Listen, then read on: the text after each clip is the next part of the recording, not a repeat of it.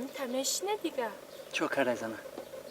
او ای بچه‌مون از سراغ نمیکنه در کجاهایه؟ زنه که ساده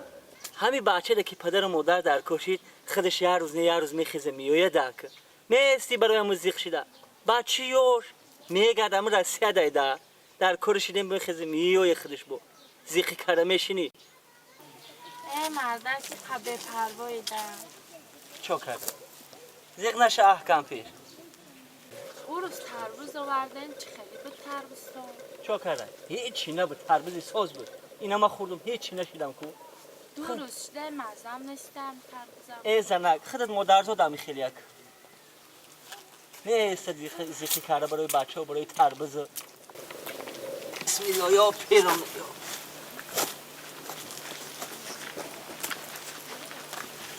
اوتا بگم نزدیک بودای بچه‌م اینا بچه‌م هم اومده بیا دیشا جان بیا بگم نزدیک بودای یاد کردم بخلوت السلام علیکم آتا جان چیکلی سلامتی کارو برو همه طرفا ساز نسترن ساز کارو بچه‌م ته درسی بودی کو همه خیلی رفتیم خدمت ابو تو رفتی 2 سال خدمت بود کردی اومدی 2 سال گذشت 2.5 سال خدمت کردیم اومدیم مالادیس کان تبزونه یا سوزه آتا میشه رحمت دودرا کنی اوچام کنی همه در خونه این آهنپوری قیمت چی آوری بچه یو آهن نیست اوتا همه شما نمیفهمی چیه یورو شما عقلتون نمیگیره اوتا چی آنی کمون میگنی را کمون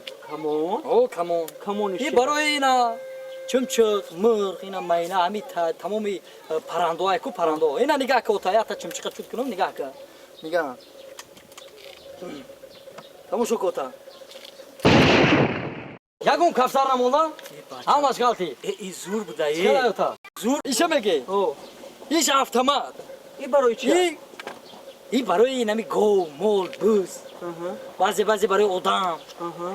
برای همه چی دا اینا نگاه کنی بزرگ نگاه که بزرگ نگاه که اوتا بزن نگاه ای بچه‌م او بزرگ مردم خیلی فرق چی ای مردم کی بخبشی اوتا ای واه ای زور بوده ایشم زور بچه‌م این توربه برای پچکی خونه آوردی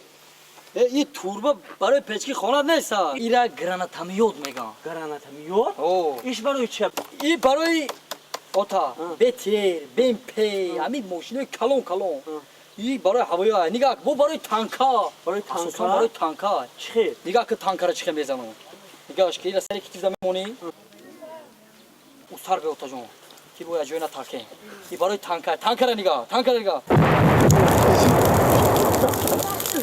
بچه تا هفت کنه بچه دو تانکا را دیدی که فیدانس تانکا را اوتا دیدم بچه‌م دیدی اوکی شما را هم یاد کردم اوچما خیلی اوچام کنی اوچم بریم بینیم اوچم کنی اوتا اوچت بچه‌م در دنیا بود تانکا بود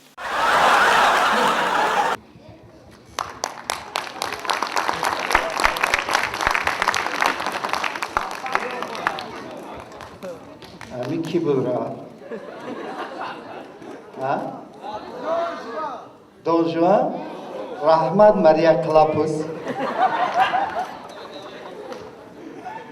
ایروز خاندوخان کنسر داره یعنی که بروزی ایدی که برای ما باید همه وقت همین ایده قایل کنیم من خواهش میکنم شما یک قرصک بلند زنیم من راهبر همین گروه فعالیت کنم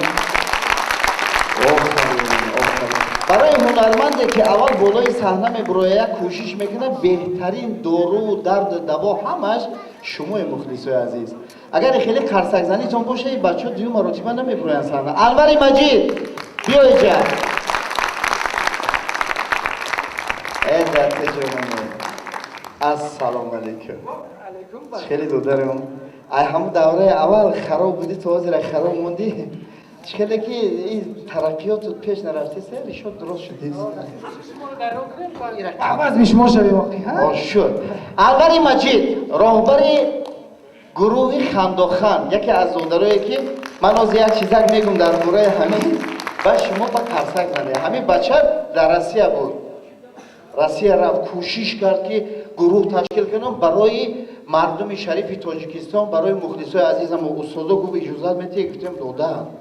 همین که هر چیزی که ایده صدمه بیه خدود دودگه عاشق شوم رفت روسیه اومد بعد در همون روسیه یک وقت گفت استاد کسل شدم کسل میشوه تولارزش میگیره دیگه آنم خیلی میرفت میگن که اوخی ای برادر تو روی دارو پرو گیره میگه من ندارم پرپسکه ندارم و پیش دکتر میروه که دختره خشرو خیلی هم دختره خشرو را دیدی همین توجیکی که تماما توجیکی را ساز نمیدونه روسی را میفهمه میدونه و پیش دختره здравствуйте я Анвар из Таджикистана бахава дختره که میگه здравствуйте та нигоҳ мекуна мега что случилось мега у вас таблетки нету от вибрация او میفهمش که چی میگه ای همونجا تا به ها زیر همین ویبراسیا در دروش موندگه یک خرسک برای ویبراسیا انور جون ما همین روز برای تبریکات همین دودر آمدیم برای استاد عزیز رجب نظرов با دستگیری استاد عزیز که راهبری هم لحظه های گوارا برنامه تلویزیونی و هم تئاتر سوده شکرخان این همون مرده که خوشروی که ایستاده یک خرسک برای بزرگی استاد بزنیم یه روز یک گروه نوی دیگر تشکیل کرد کوشش کرد که همه بچه ها استعدادی خودشون برای شما پیشکش کنن ما هم امروز یک صحنه آوردیم برای که دختر عزیز با شوقمند شود و گفتی او برادرها که زودید شود خب برای تو انور مجید یک دختره که عزیزی ما یک هنرمنده که اینجا همه امروز گروه جوان‌ها همین پیرو مویه باور کنه یک کرسک زیبا میزنه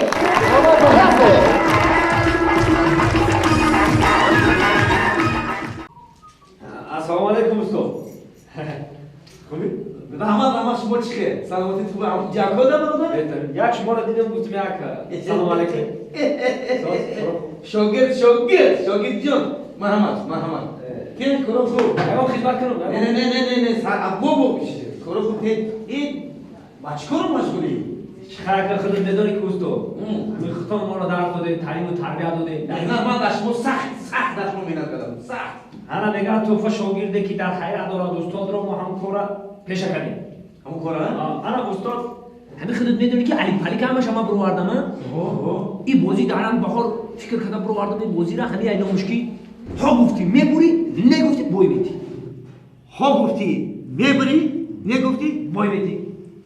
ها گفتی میبری نگفتی بوی میدی ایمانا معکوس بیا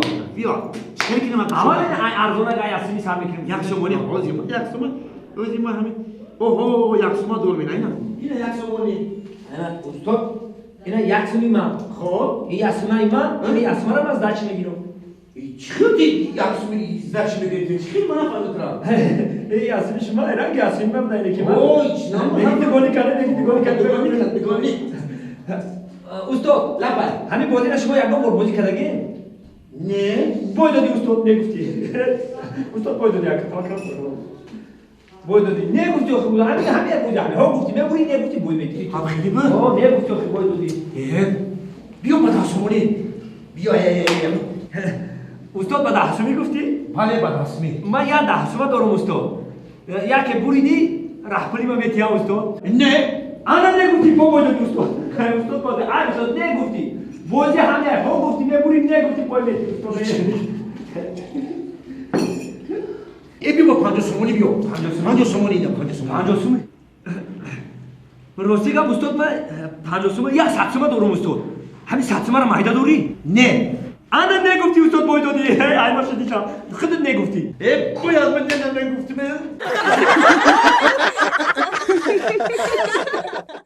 الو Arro, kaçına karşıdı? Kaçına karşıdı? Yok Allah bu. Yok kira var ha?